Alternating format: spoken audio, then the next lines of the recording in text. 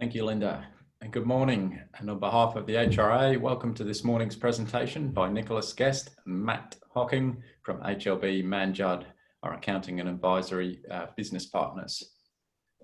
Although HIRE20 was unfortunately cancelled due to COVID-19, the HRA National Office thought this was the perfect time to produce a series of presentations designed to provide advice for our members navigating through this difficult time. The HRIA National Office spent the first couple of weeks after the crisis calling our members to check in and see how we could assist. From these conversations, we understand that some of our members have been hit very hard, while others have seen opportunities to pivot their business and even experience areas of growth at this time. Whatever your situation, we have designed these presentations to assist and provide updates to all members. I want to thank our sponsors who are on board for HIRE20 for their support. We look forward to working with them once more when we're all back together at our convention on the Gold Coast in May 2021. Today, we will hear from Nicholas and Matt about transitioning your business from a period of hibernation back into action. Before I hand over, I'll run through some housekeeping. We have the question and answer functionality active during this webinar. If you have a question during the presentation, please post it here, and if we have time, we will answer it in the dedicated Q&A session at the conclusion of the presentation. We do have some questions that were sent through prior to the session, and we'll be answering these first. If you have a question that is more of a sensitive nature, please reach out to HLB Mann Judd using the contact details provided in the members section of our website. We will have the chat function set up between attendees and the host during the webinar. So if you're having issues seeing or hearing the presentation, please post on the chat and we'll help you out. We've also enabled a live poll during the webinar, and we encourage you all to participate to ensure we have a complete understanding of everyone's situation. Lastly, the webinar is being recorded, and the recording will be made available to all members in the coming days. I'll now hand over to Nicholas and Matt. Thank you very much, James. My name is Nicholas Guest. I'm a partner at HLB Mann Judd. I work in our corporate advisory team. I'm also joined today with Matt Hocking. He's a director within our restructuring team. The main points we're going to recap on today, and we're going to run through a bit of an overview of the current state of the Australian economy. We'll refresh on some of the government stimulus that have been made available to help support businesses and the economy in general. We'll talk about how to assess your current business position and some actions you can take. We'll also run through some considerations when we start to operate in this COVID environment and when we're thinking about trading out at the back end. And also some of the actions you can be taking as a business owners and key stakeholders to ensure your business is in the best possible position. And then we'll turn to some longer term considerations and how, as business owners and stakeholders, you can think through and how we may operate towards the end of the COVID period. So I'll throw over to Matt to start with us in our overview of the economic position.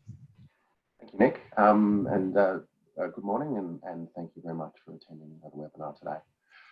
Just firstly, we thought it'd be important to just go through a few graphs just in respect of your high-level economic indicators. And so this is the first one is the GDP growth of the Australian economy.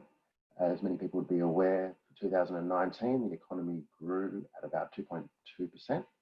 And recently, the IMF have undertaken forecasts of obviously most economies globally, and their forecasts really do show a dramatic drop in growth for 2019, at 6.9%, and quickly followed by a rebound of 6.1% for the 2021 year. Let's move on to the next slide, please.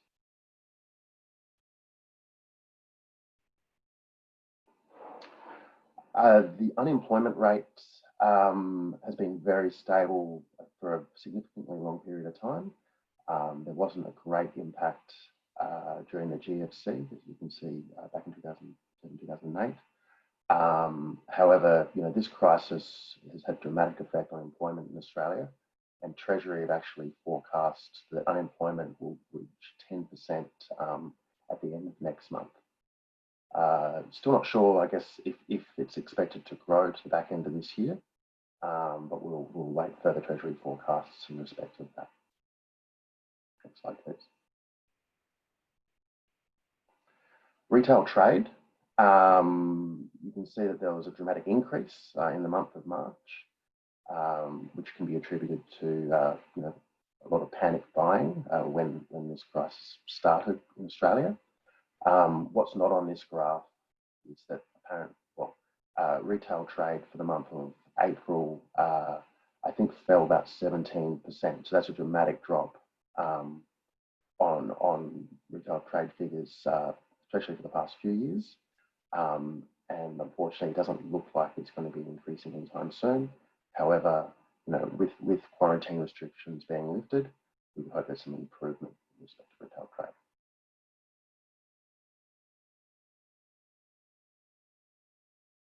Just a couple of other graphs. This is the Westpac Melbourne Institute Customer Sentiment Index.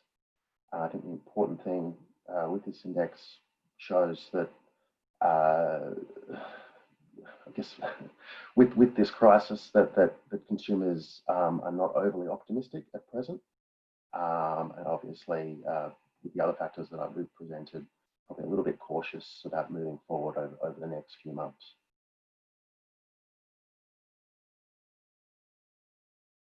And finally, the NAB Business Conditions or Confidence Index. As you can see, that's a dramatic drop from how businesses were viewing, I guess, the future and the economy only a couple of months ago. And we're not, it's going to be really, really interesting to see, I guess, what happens over the next couple of months, whether or not business confidence improves, or whether or not business owners are obviously still quite cautious about what the future holds. So the purpose of showing those graphs is to show that there is extreme volatility that has occurred since the start of the coronavirus crisis. And we wouldn't expect that that's probably going to change throughout 2020. So we really do see it's important, and we are advising our clients, that you should have a plan, you should review your business, and you should, tread with care going forward. So part of what we're advising our clients to do is to develop a plan, undertake a detailed business review, which pretty much follows the following steps. So step one is to understand your current financial position, understand where you're at exactly, your liquidity position, the state of your debtors, your taxation accruals, your lodgements, your creditors' position, and any related party debts. Step two is to estimate your costs and understand the cost structure of your business, review all costs in your business, and stress test any financial forecasts that you develop. Step three is consider your funding options after you've done your forecast, just to understand, if there is a hole in your working capital, how you're going to deal with it, so that when you get to that point where you may have some funding issues, that you've attempted to engage with your stakeholders, and you'll be able to, I guess, sail through any crisis you may have smoothly. If it is needed, or if it is relevant, engage with external providers or other people in other parts of your business, just in order to get a different point of view, to maybe check, the forecasting that you've done, so that you have a better informed opinion of the way forward. And finally, continue to monitor and explore your alternatives in respect of that. Have a documented plan so that you've got set milestones that you're following, and if you are facing any issues of distress, that you're able to turn your business around and make sure that the business is, I guess, going back to a strong financial position. Just moving on to the next slide, please. Oh, sorry. So we have a polling question here. Does your business have a documented business or strategic plan?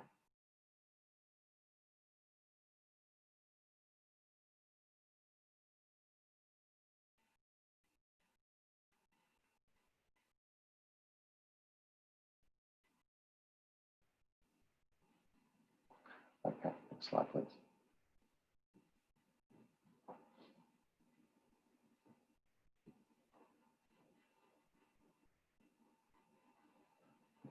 Close the poll. So just thought we'd do a quick recap of the government tax and stimulus packages. We do understand that I'm sure that you've engaged with your accountants and advisors and probably all over the JobKeeper and some of these other stimulus packages and rules have been put in place to help businesses through this crisis. But I thought we'd just go over the main ones quickly. So first of all, JobKeeper.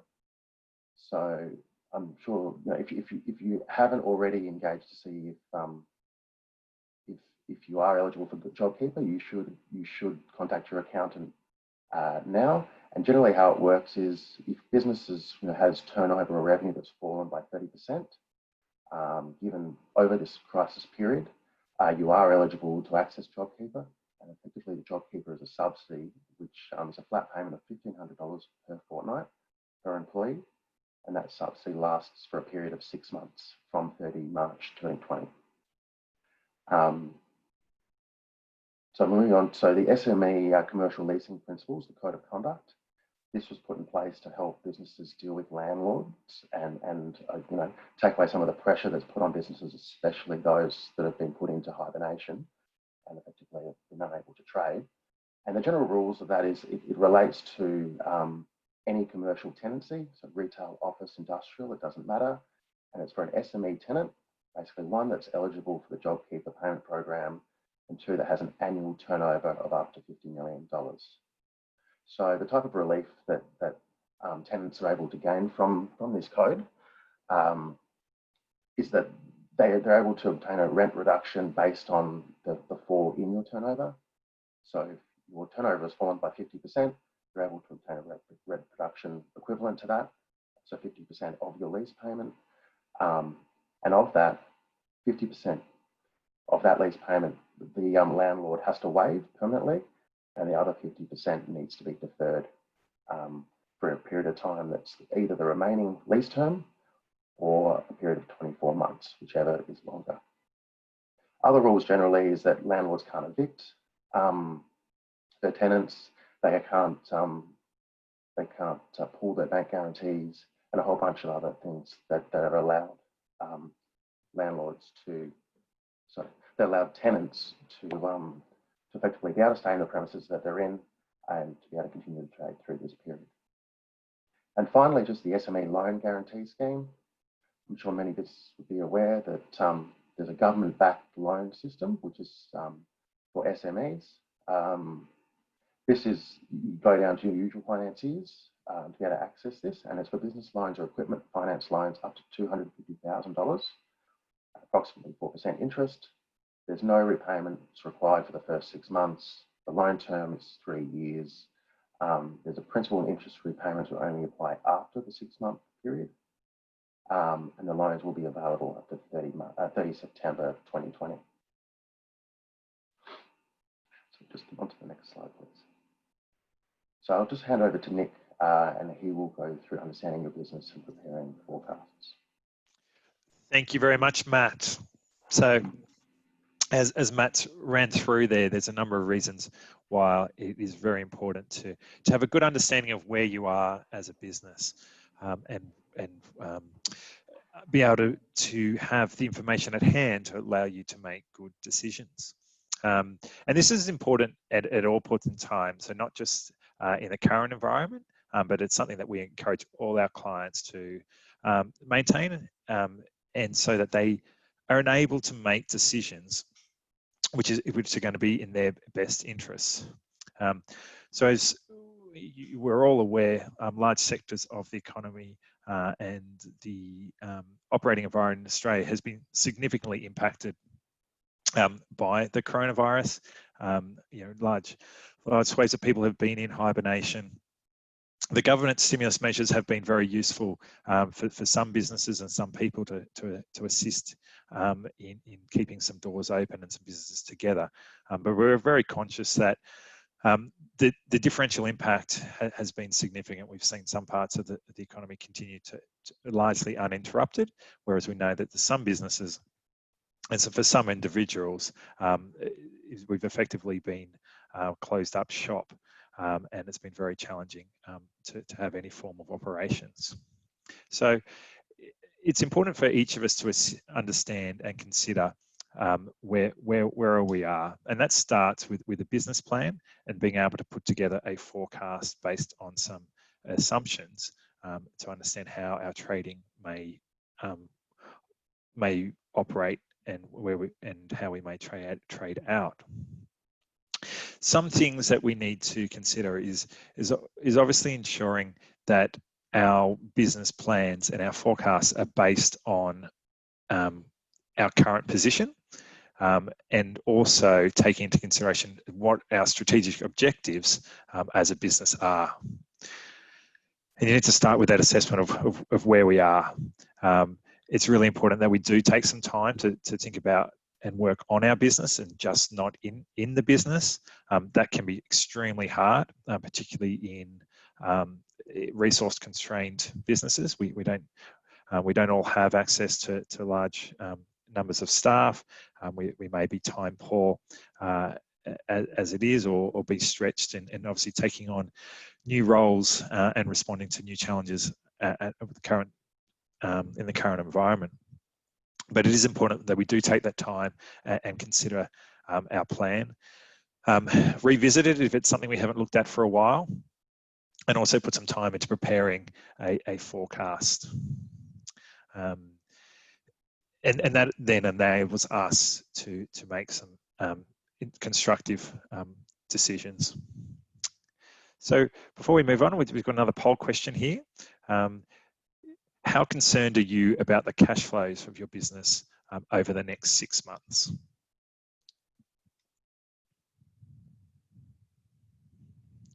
that's obviously an important consideration when we flow through to documenting and structuring a business plan and forecast.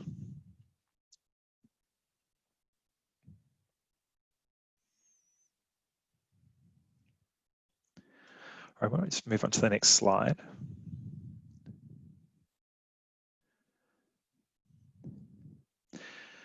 So when we are considering our business plan, I think it's very important to think about the actual strategy of our businesses and how do we want to operate as the economy starts to, in some sectors, starts to reopen up. It's really important to consider that, are our core business propositions still relevant? Are we operating in a sector, or the way that we've historically operated still remain appropriate?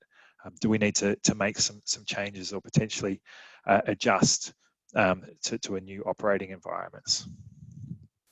There's also could be some good opportunities for us to refine what we're good at, and how we interact with our staff, our suppliers, and our customers. Is there an opportunity for us to gain some additional efficiencies in how we operate? Potentially from the adversity of COVID, there could be an opportunity for us to pivot and adjust our businesses to operate in new and more effective ways. Some of this may be out of necessity because our previous service offerings it may just not be available at the moment, but some may be just using the opportunity to respond and take advantage of new demand in other sectors from our customers or the market. And it's also very important for us to consider how we mitigate risk. So how do we reduce exposures to our business and hopefully make our business sustainable and in a stronger position in the future periods. While we're thinking about these strategic plans, it's important to consider whether we can do this in our current structures and how we've historically operated, or is it an opportunity for us to partner with others to provide potentially a wider range of solutions or services to our customer base. once we've considered those key strategic objectives, it's then important to sit down and actually put together a forecast. Forecasting 101 is really considering putting together a base level of assumptions and financial information that is going to allow the business to make decisions and have a view over what may happen in the future. None of us has a crystal ball, so this is obviously a challenging area, but we were able to, by looking at both our historic trading and how our business operates, put together, and based on it, then some assumptions around what might happen in the future, we can put together a model which helps us understand what our financial position may be in future periods, gives us some understanding of the cash flows that may be coming in and out of our business, and then we can use that to help us make some decisions. Obviously, at the moment, when we're working through these forecasts for many business, we should be factoring in some of the stimulus that are available from governments, but we also should be considering how we're going to operate once those stimulus measures, which we're very useful at the moment, may start to slow down and peter out towards the third quarter of this year, and how we'd hopefully see some greater flows of funds around the economy and being able to take advantage of some of those. Coming into our forecasting is obviously any obligations and commitments to financiers on equipment or the like, and likewise with rental payments on business properties, which we may at the moment be fortunate enough to have some relief provided by the landlords, as Matt ran through. But we need to assume that that's going to normalise at a point in time, and we will need to be able to fund the full payments as before, or at least start to take structures to take measures in place so that we can respond to those.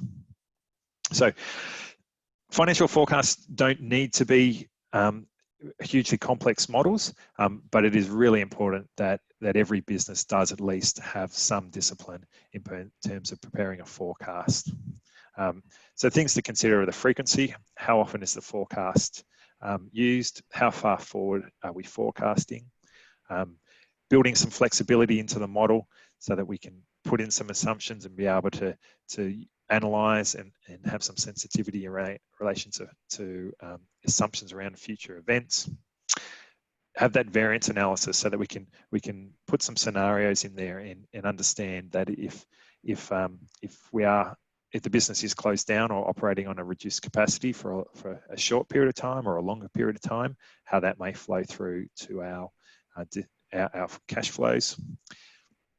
And obviously communication. So having a forecast that allows us to communicate with our key stakeholders, whether that be internal members of our teams, whether that be our customers, our suppliers, or financiers, or either other stakeholders such as the ATO and other government departments. But having the forecast in place allows us to have those educated and I guess more detailed and constructive conversations.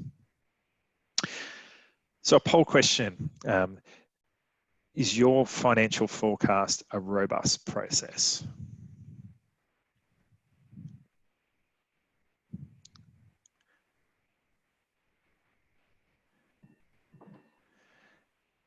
I was just waiting for that poll question to come up.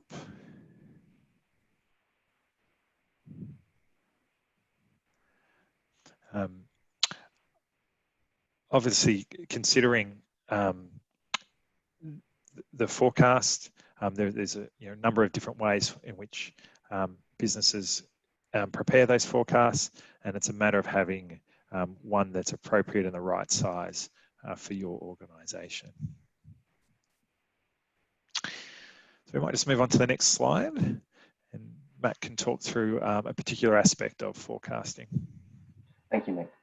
Before we move on to some of the operating issues that we will see from business coming out of hibernation, just wanted to touch on something that we've seen, or I've seen working in the restructuring space, and that's around generally you prepare your monthly forecasts based on budget, but your 13-week rolling forecasts are essential if you have any liquidity issues with your business. And the reason for that is generally, and we've seen a number of times where, for example, cash flow may be tight. There isn't sufficient money to pay wages for in the next couple of days, and business owners have had to go to their financiers and request that overdraft facilities, for example, be extended so that wages can be covered. When that does occur, generally financiers will agree and do it, but they will have a number of conditions in doing so, and a lot of that will be, okay, show me your rolling weekly forecast, show me when the facility is going to be repaid so that you're within the existing limits, and provide a whole bunch of other information. So having it ready and working as you trade when you have a few liquidity issues is very important.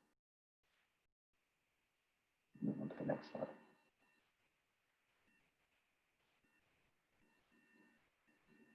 So I just want to touch on a few operating issues that we foresee going forward. So obviously, social distancing is a new concept that all of us know very well now. But it has changed the way that consumers behave. So while this may not be relevant for all people attending this webinar, reviewing your product service delivery strategy is fairly important. Just some high-level ideas to consider is going online to reach customers, or using technology much like Zoom to communicate with your customers. Consider engaging with a different customer base or for your product service, given the changes in customer behaviour. Has the market changed? And be innovative in your approach and delivery. Is there any technological programs that's been developed for your industry or for other industries that may be relevant for your business that will create efficiency and improve your product delivery?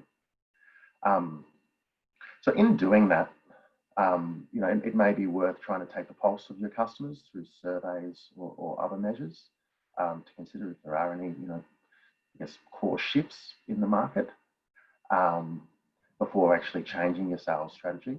But in doing that, be very careful that not to be incurring any operational or capex costs to completely change the way you operate your business, because the wind may change and quickly go back to normal, depending on if there's a cure for the virus. So I have seen, for example, in advising a restaurant business where they wanted to spend capex on some new kitchen equipment to change the way that the type of food that they were producing.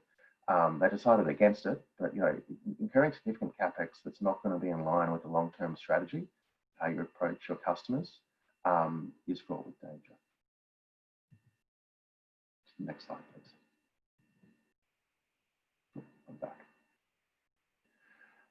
So, with the strict quarantine measures now being relaxed, it's probably a good time to review the existing policies that have been put in place, operationally, and your workplace health and safety relating to social distancing. Probably the question is, do you have documented policies and procedures regarding the safety of your customers, your employees, your contractors, and your suppliers? Have you reviewed them? Have you updated them depending on how they were implemented and while you've been monitoring them over the last couple of months? And are they actually working? So undertaking a full review probably is quite important in this case, so making sure that you are compliant with the government regulations. So the type of things probably to consider is your working from home policies, reviewing the physical and psychological health risks to your employees, working from the premises. Do you need to change the setup for your employees or the way that your customers interact with your employees? Do you need sneeze guards, the cleaning of your premises? Do you need to have training to spot illness, flexible working hours, your transport policies for employees? As we've seen with New South Wales, there's obviously restrictions on the amount of people that can be on trains, buses and ferries at the moment. So actually getting to work can be difficult for some people. So having to be flexible around that. keeping their health in mind. You know, your health screening policies, it may come a time that you may actually have to undertake testing at work. Other stuff like social distancing policies, obtaining protective equipment, barriers, and probably one of the most important things is just your communication strategy with your customers, your employees, and your suppliers. See how that works. Just some other stuff to think about is fatigue workload for employees, you know, aggression and violence, and mental health considerations. Because, you know, as probably you're well aware, people's anxiety levels have gone up, especially when the cases were increasing a month or two ago. So that's something to be wary of. So the type of resources to probably look at and consider is engaging with your existing WHS providers, Work Safe Australia or the Safe Work Australia or the state bodies, and the state and federal government guidelines released by the Department of Health. Next slide, please.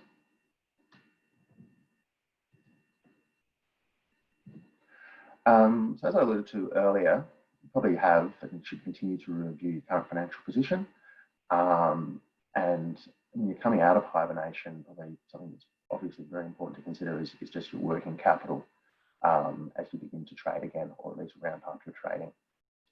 So, in respect of working capital management, some of the things to consider is, bringing cash under central control and visibility, if that's not the case within the organisation already. Tightening controls around your debtor exposure and collections. Developing a cash improvement actions, which may involve rigorous cash flow forecasting, which Nick touched on.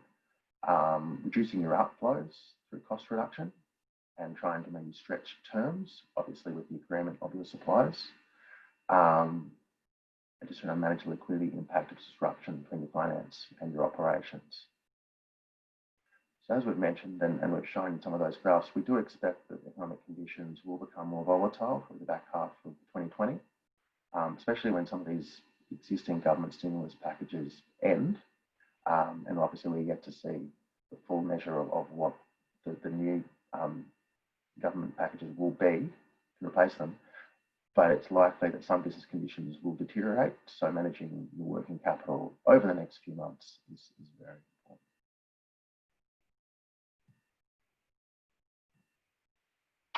Sorry, there's a poll question. So my poll question is working capital management an area you would like assistance with?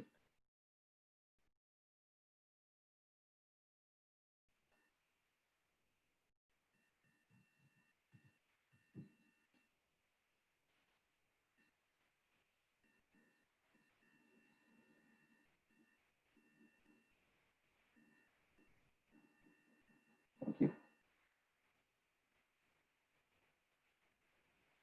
So finally, around some of the one of the other operating issues is really looking at your costs, undertaking a detailed review of your major cost categories, and really looking at your most efficient use of your resources, be it staffing. Are you able to renegotiate your existing lease? Do you actually have too much space, or do you need more space? It may be a great opportunity now to obtain more space if you think that you need it. And can you refinance, look at your existing debt? So your HV facilities, that type of stuff. Depending on your supply chain, but can you cushion it against any future shock? Obviously, if there's going to be a deterioration of the Australian economy, a lot of businesses will be put under pressure. So really, how reliant are you on some of your suppliers? And are there alternatives to the suppliers that you have currently, so that should they fail, your business isn't adversely affected by there being further insolvencies in the supply chain.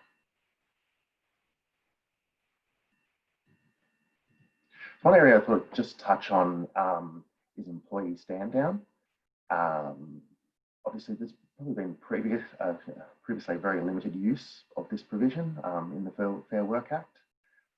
And I'll be honest with you, I've done restructuring work for about 15 years, and it's not something that I'd come across before.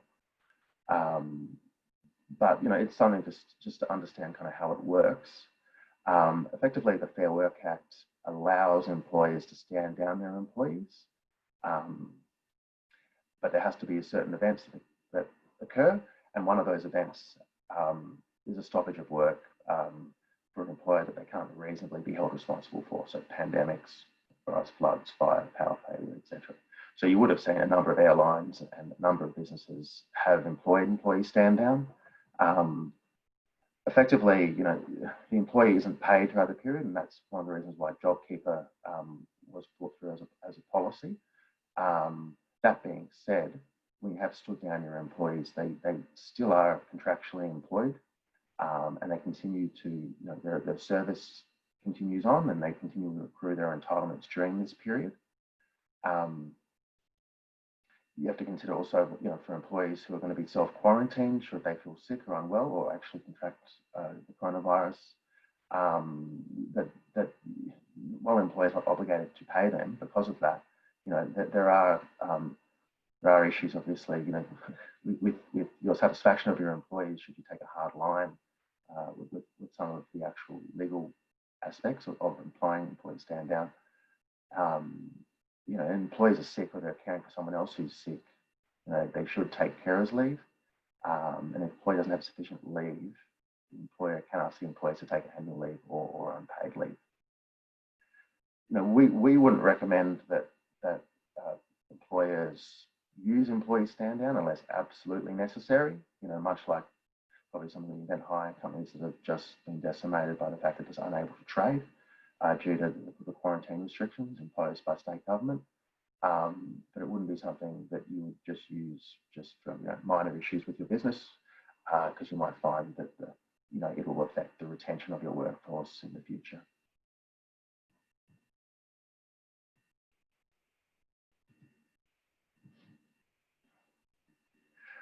So probably, I'm sure most business owners are aware that the federal government actually made some amendments to the Corporations Act due to COVID-19. And one of those was that they effectively stopped the ability of enforcement against unpaid debts. They increased enforcement amount where you can issue a statutory demand from $2,000 to $20,000. And they extended the time of compliance with SAP demands and also bankruptcy notices from 21 days to 6 months. This will expire on the 25th of September. I don't believe, and I'd be very, very surprised if government chose to extend any of these amendments to the Corporations Act. But what we do see, going into September, into the back end of 2020, is there'll probably be a potential for a much higher level of defaults and potentially, reduce customers' orders in competition. So businesses should review their credit policies to confirm requirements of their trade insurers and check their PPSR registrations are robust. And that's a big one, especially in an insolvency situation, as if your PPSR registration is defective, a lot of the time you lose title to goods, for example.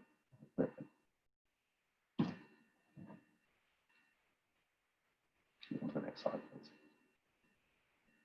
Oh, sorry, I keep missing the poll questions, apologies. Do you believe your organisation controls around debtor exposure and collections is adequate?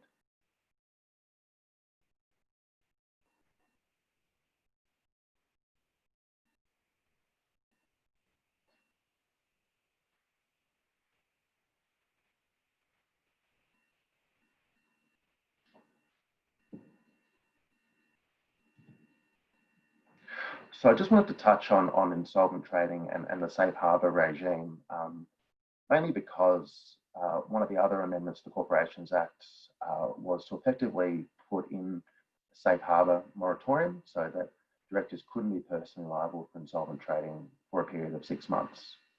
So we'll just, first of all, just touch on what personal liability for insolvent trading actually is. It's effectively, an individual or director can be personally liable for insolvent trading if they incur a debt, the company incurs a debt whilst insolvent, or by incurring that debt becomes insolvent. There are reasonable grounds suspecting the company was insolvent, would become insolvent when that debt was incurred, and the director is aware of such grounds that a reasonable person, his or her position, would have been so aware.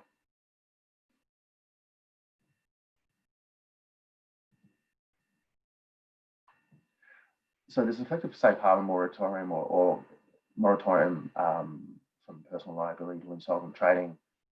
It only applies for, it only gives relief if you incur debts in the ordinary course of business. And that type of stuff is like paying your employees, your trade suppliers, your statutory debts, possibly borrowing more funds to change your strategy, to sell to your customers, to move online, or to operate through different sales channels, that type of stuff. Buying an expensive car and putting it through the company, for example, would be something that would be in the ordinary course of business. So you do have to be careful and think about the type of how you are spending money to make sure that you are just spending money in the ordinary course of business. If you do need to rely on this moratorium.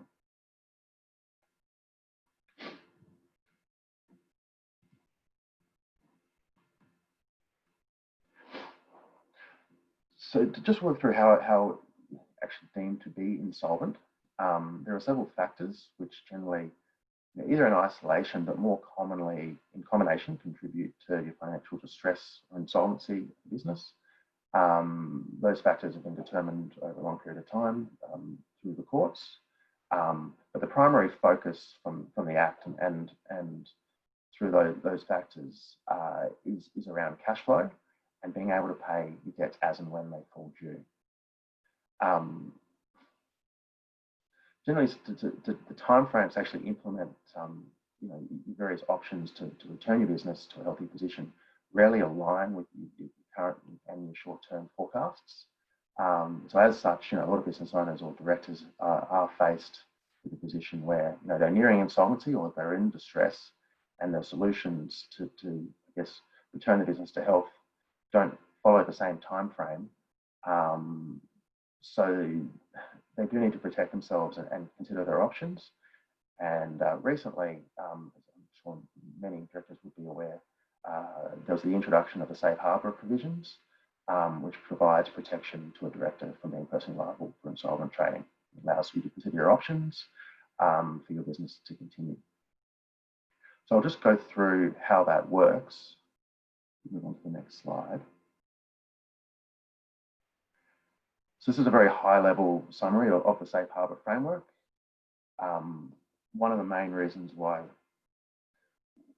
we're going through this, even though you have this moratorium to September, is that I very much doubt again this will be extended. So that a lot of businesses that are in distress as you're coming up to the 25th of September, if you are trading close to the edge or near insolvency, that the end of September you will be deemed to be insolvent. If that is the case. So as a director, you just need to be very careful so you understand the financial position of your business. At all times, you're able to make informed decisions about your company based on that financial position.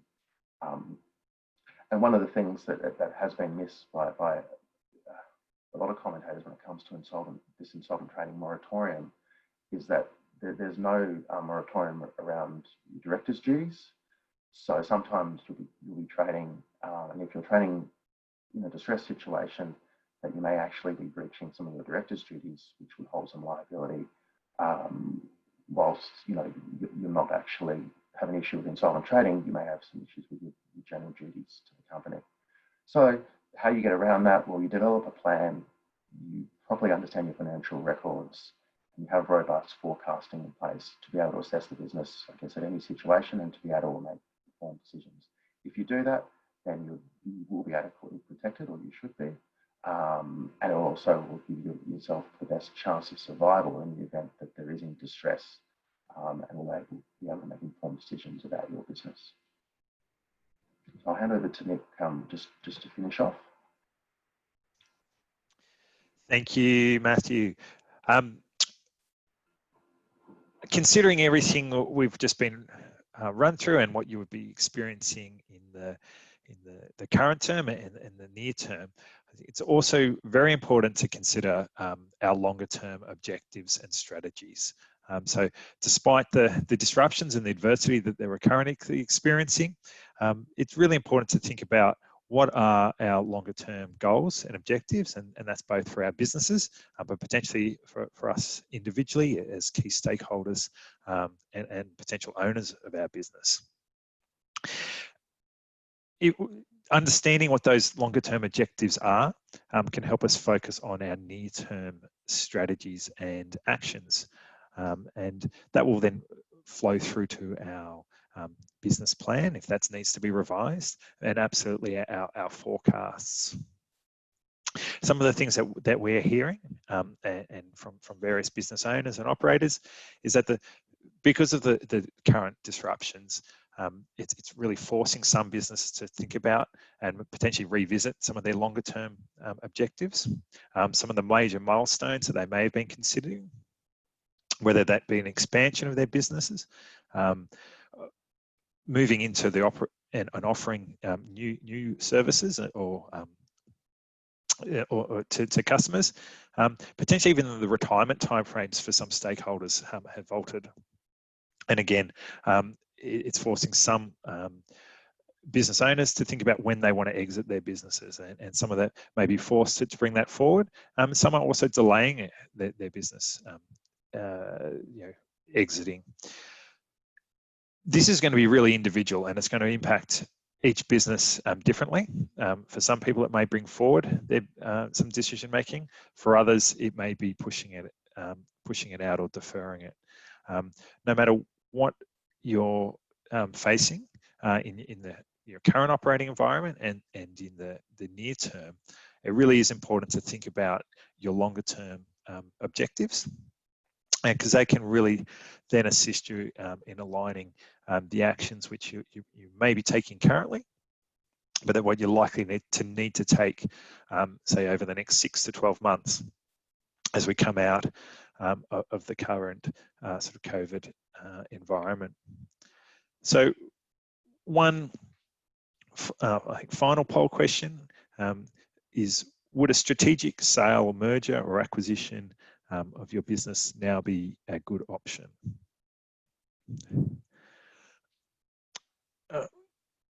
When we move on from here, we're going to move on to some Q&A. This largely wraps up the majority of our content for our presentation today. There have been a few questions come through in the Q&A function, but we'll also be open to others.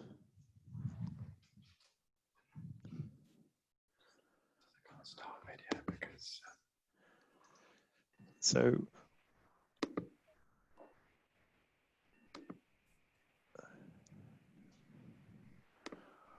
all right, so if I just have a look, the question here is, what do you think are the most significant training risks to a business for the rest of this year?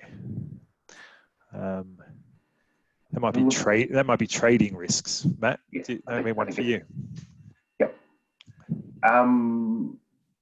Look, I think probably one of the main ones has been or will be the fall in consumer demand. Obviously, that's been seen in tourism, education, your arts, hospitality, food service sectors already. And obviously a lot of hire companies as well, especially event hire companies. And that's what the flow-on effects then be into construction and housing from that remains to be seen. And look, in any kind of downturn, even if it's just going to be a bit of a blip and there'll be a recovery next year, your customers obviously not paying in trading terms, having cash flow issues themselves, and how that affects your business will likely probably be one of the biggest risks that you'll face. So robustly managing your debtors collection processes will be important, and not extending too much credit to your customers, I guess, if it's noticeable that they are starting to stretch out terms. Matt, that's a really good point, and there was actually a question there on very similar to that. So, are there any constraints on debt collection processes or time frame for suppliers when customers trade outside of their agreed contracted terms during the COVID period? Well, there is in the sense that you can still obtain judgment, I believe, but you can't actually go to the stage of well, you can issue a stat demand. It can't be enforced, or the debtor has 6 months to comply. Probably take some legal advice around, you know, your approach, and obviously there's commercial approaches to dealing with these type of things.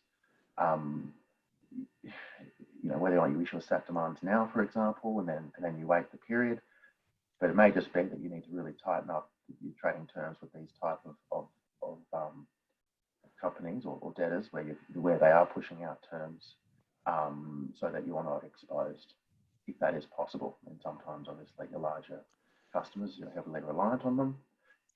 So, you know, it all depends on the situation. So you're suggesting take actions to mitigate your commercial risks there? Yeah.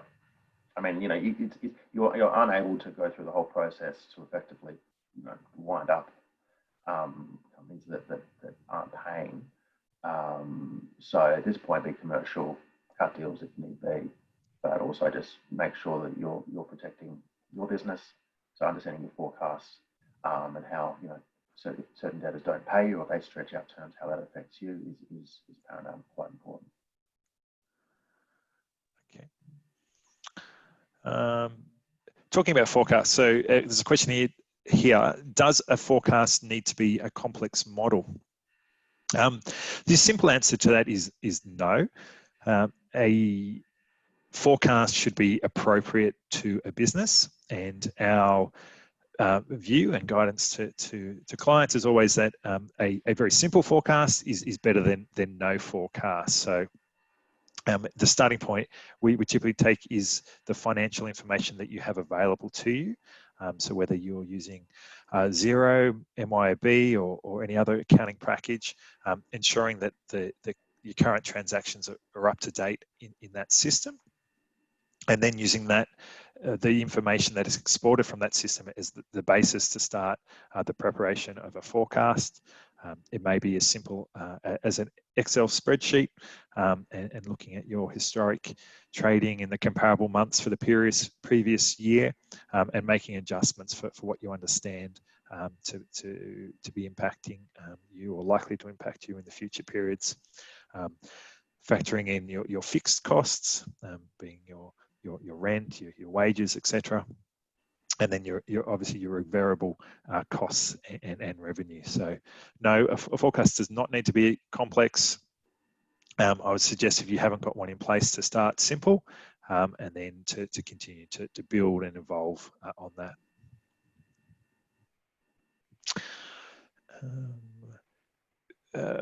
Question probably best for you, Matthew. What should you do if your business starts to be in a distressed position, and possibly how would you know if your business is going to be it feels like it's in a distressed position? Well, effectively, the process that we've outlined in this presentation around, you know, understanding your current position, making sure your forecasts are robust, you know, engaging in cost cutting, determining whether or not you need further funding, and monitoring and having milestones to monitor position is how you deal with companies that are in distress. I think, you know, if you do that, then once you determine you've got a problem, and I know how big it is, or at least I think I do. I mean, obviously, forecasting the next 6 months to 12 months will be difficult, and possibly forecasting or understanding what's actually going to happen once, you know, JobKeeper finishes and a lot of these measures finish, how that will affect businesses is hard to know. But if you do that, then, you know, engage with your stakeholders early.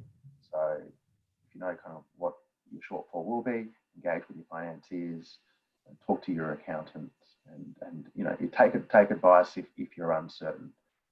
Obviously, there's a lot of people with good skill sets who work in this area. You can take advice or talk to people about your situation. Doesn't mean that you have to necessarily do anything.